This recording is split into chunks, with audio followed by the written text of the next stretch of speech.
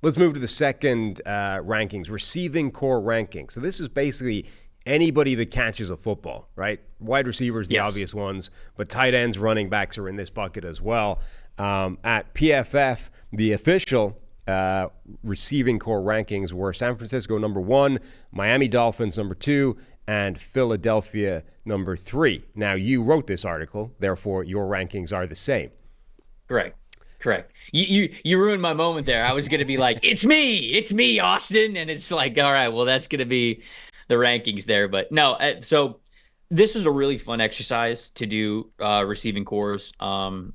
There's a lot of different ones, and there's a lot of different ways to, I think, look at pass catchers depending on how much weight you give the wide receiver room or the tight end room or running backs, right? Sometimes I'll have this different conversation with people, and I'll look at the 49ers are a bad example. I wish Christian McCaffrey was kind of elsewhere so I could use that example, but it's like, okay, Philadelphia, this is the better one.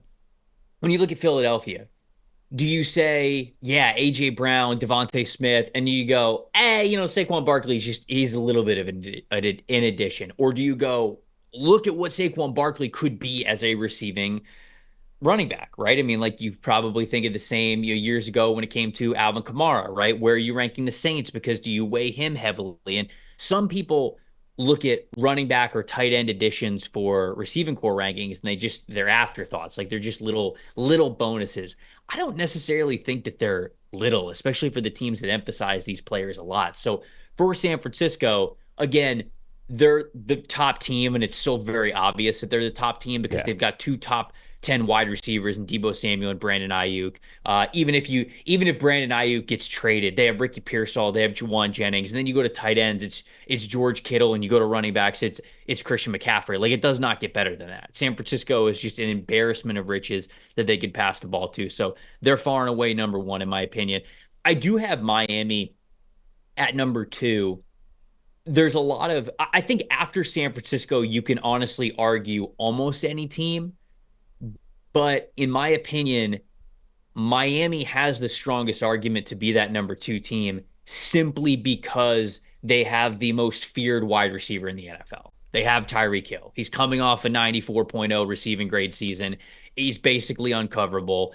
Any cornerback that lines up against him, it's just, he has the advantage. He has the advantage against all of them. Jalen Waddle himself is running mate there. He had an elite receiving grade as well last year. And then you get to throw in Raheem Mostert and Devon Achane, who just their speed alone could be fantastic in the receiving game. So you're not getting a lot from tight ends, but even though it's top heavy with just their top 2 wide receivers, Miami is so good, so dominant. I had to put them at number 2. And then the 3 was tough because I think there's a handful of teams that you could really argue with number 3. I mentioned the arguments sort of start for number 2, but again, Tyreek Hill really, to me, puts Miami ahead and in that number 2 spot. But number 3, you can go with a handful of teams: Houston, Chicago, Philadelphia. There's a ton of different options that you can make arguments for. I landed on Philadelphia simply because of the well-roundedness of the room, including the running back position, bringing back Saquon Barkley up to the conversation. Barkley has not been as efficient, as explosive as a receiver as he was in 2018 during that rookie season. And I think that changes this year. You look at Philadelphia and how successful they've been with 2 different backs, Miles Sanders 2 years ago, DeAndre Swift last year, both very successful players, and they were both willing to get the ball in their hands in different ways.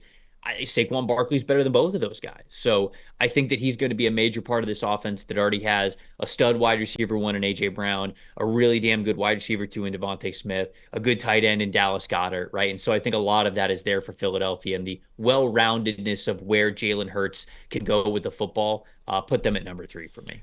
Yeah, it's always interesting how you weigh like the top tier talent that a team has and how you weigh the depth, right? Because I think Philadelphia's top tier talent is as good as anybody's. Those 2 wide receivers, Dallas Goedert, Saquon Barkley, but their depth gets weak quickly. Like if either one of those receivers gets hurt, next man up is like a total question mark for them, and could be a huge problem for them over the course of the season. So for me, obviously, number one was the same, San Francisco. We both agree that's not even a conversation. Number two for me was Houston, and number three was Chicago with the additions that they've made this offseason. Houston, I think, is a much easier argument. I think that the depth that they have is so clear that I think they are maybe not the clear number two, but a really good, strong case for number two. Like Nico Collins with that breakout season last year, phenomenal. Stephon Diggs, I think they're bringing him in. Okay, he's only a rental, but he's still really good. Like last year, the second half of last season, I don't think was an indication that he's just done. So Stephon Diggs, Tank Dell coming back from that injury, like their numbers 4, 5, and 6 wide receivers are admittedly a shell of the former Robert Woods. Noah Brown, who's a really good like number 4 receiver, John Mechie, and that's before you get to guys like, Ben Skoranek, who can do things in the NFL. Like they've got players. Dalton Schultz at tight end. Now Joe Mixon, like, okay, he might not be what he used to be, but Joe Mixon is a good quality receiving running back as well. So just the array of weaponry that they are now able to deploy across the board, the depth, like they might be legitimately unrivaled when it comes to depth.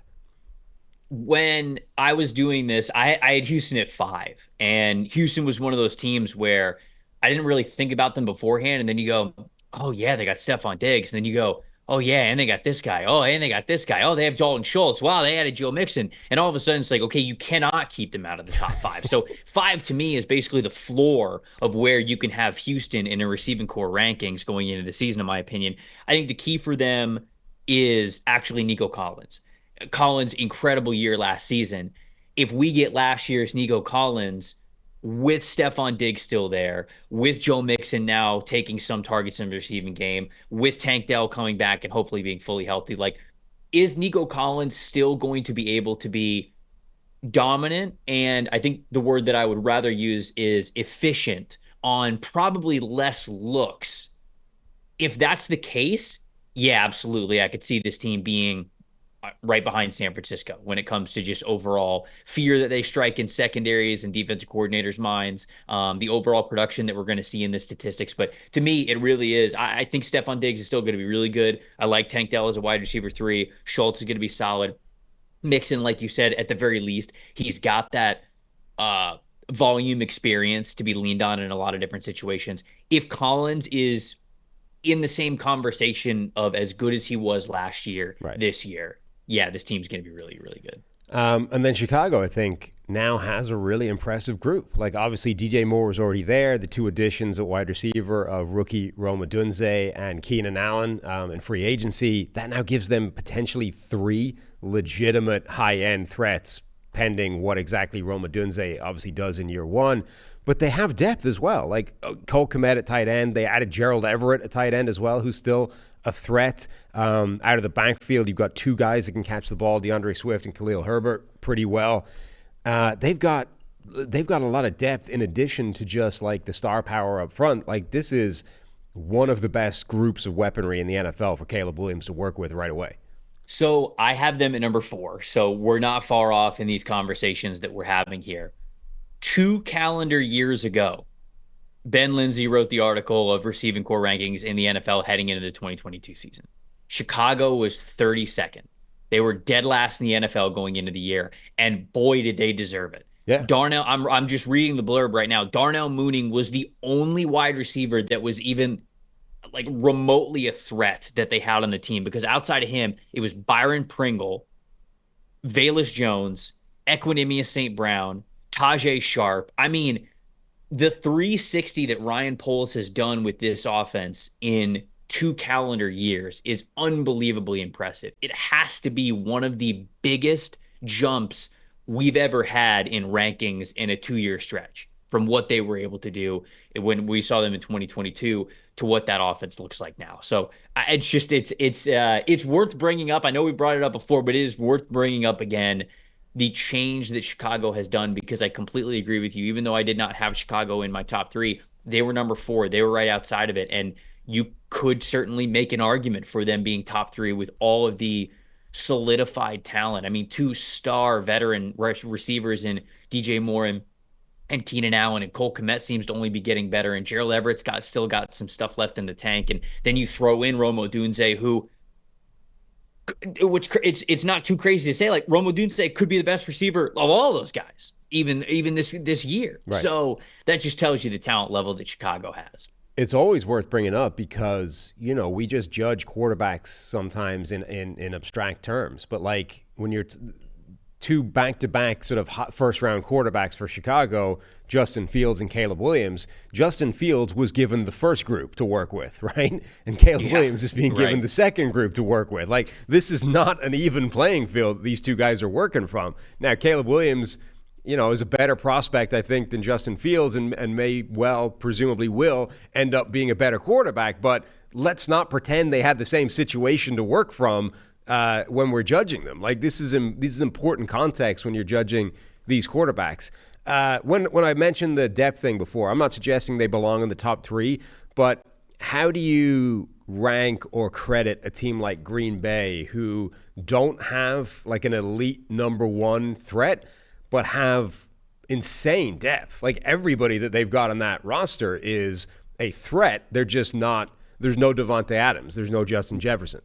Right. And it's kind of funny. You asked me that question, and I think my immediate response to answering that question would have been, well, I still take a lot of depth like high into account because it gives you the opportunity to have somebody step up every single week, which is something that we saw Green Bay do. But then when I actually look at my rankings, because I wrote this article, I have Green Bay at 14. And 14 seems low for the Packers, given the just true depth of talent that they have. But to me, you still, in my opinion, need that top tier guy. Like, I think that having a wide array of players to be able to go to is obviously good. And perhaps it works out into your favor because, you give yourselves multiple options to, okay, whichever receiver is hot this week, we're able to lean on him as our, wide receiver 1, if you will. But I still wonder, there's so many times when I watch guys in this league, whether it's Jamar Chase or Justin Jefferson or Tyreek Hill or Devontae Adams or whoever it is, those guys at the very top, when you need a first down, when you need a drive-setting catch, when you need to move the chains, when you need to get into the red zone, when you need to score, there is that wide receiver that you consistently look for who's going to deliver for you. And I'm not saying that Green Bay doesn't have that player, but clearly in my rankings, I guess I subconsciously thought a little bit differently than I believed I would. I'm still waiting for one of those guys to really step up and have that title in Green Bay, though I do believe that person is still on the roster.